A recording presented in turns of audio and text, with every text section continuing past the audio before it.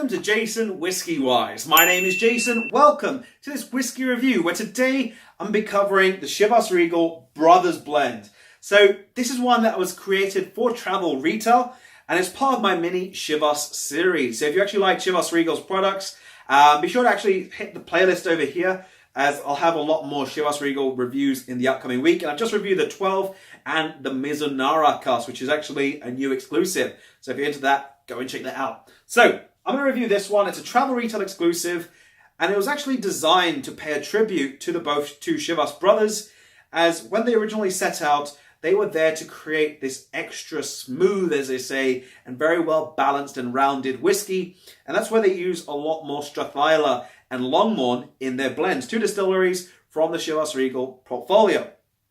Now, in terms of the whiskey itself, it is actually states over here in the grate, aged 12 years. So it's exactly like the 12-year-old. So that means at the end of the video, I'm going to compare it to the 12 and give you an idea of if it is an improvement or personally what I think. So it is a 12-year-old whiskey. It's bottled at 40%. The actual parent company that own it is Pernod Ricard. And they priced this bottle at around about £42. Last time I flew through the airport in March, this was £42. However, I got it part of a little trio pack, and it wasn't trio, it was a duo pack where you got one of these, the Chivas 12, and that was £52, and it was like a saving. And if you bought 3 whiskies together, it was £80. So effectively, I got this for around about 26, but its actual retail price is 42. So in terms of is it an exclusive? Yes, it is. It's still travel retail exclusive. I've not seen it in any of the whiskey shops in London, so I still believe it's one of the ones that has remained exclusive. And let's just jump straight into the nose of this whiskey. I mean, looking forward to it. Into the nose. So starting things out on the aroma for the nose of the Brothers Blend, you are greeted by, I'd say, a much more rounded, creamier character.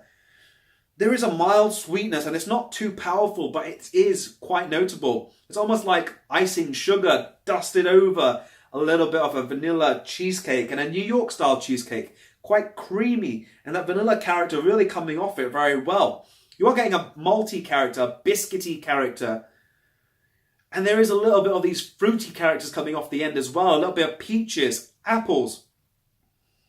I want to say toffee apples, actually. It's got that sweetness that's sort of wrapped around it, and almost like the insides of a juicy conference pear, a ripe conference pear without the skin. There is even a little bit on the end of this one that really reminds me, it's got like a sultanery character as well. It's got really nice, sweeter, I can definitely say this is more rounded but more creamier off the nose. It sounds weird describing a texture on the nose. But let's get straight into the palate, Slanger.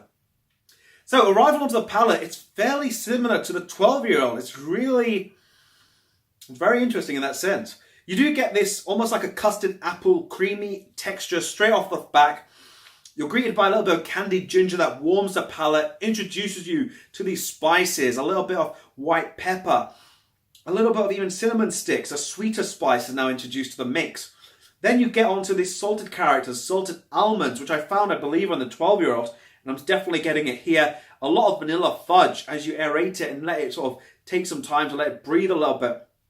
And then I'm getting even bits of hints of aniseed on this one, and honey. Almost honey in vanilla yogurt, almost. That creamy character with a little bit of sweetness, just complementing it all together. But definitely a much more rounded, maltier character.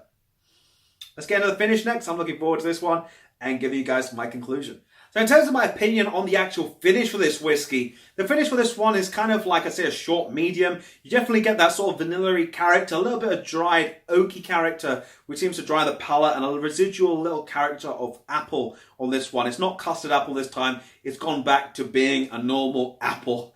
And you do get a little bit of soft, sort of almost a floral character, but it doesn't hold itself there for very long. Then it's just gone. So in terms of my rating for this whiskey, I was actually going to give it the same as the Chivas 12, but I've got to factor in different things. And one of those things being price, character profile, finish, in terms of all these different things, and I'll explain that now. So I'm giving it an 85. I wanted to give it the same as the Chivas 12, but for me, it does have that rounded character in its defense. The only thing is, when I'm paying £42 versus £26, I expect a lot more rounded character And for me, I thought this one just didn't deliver.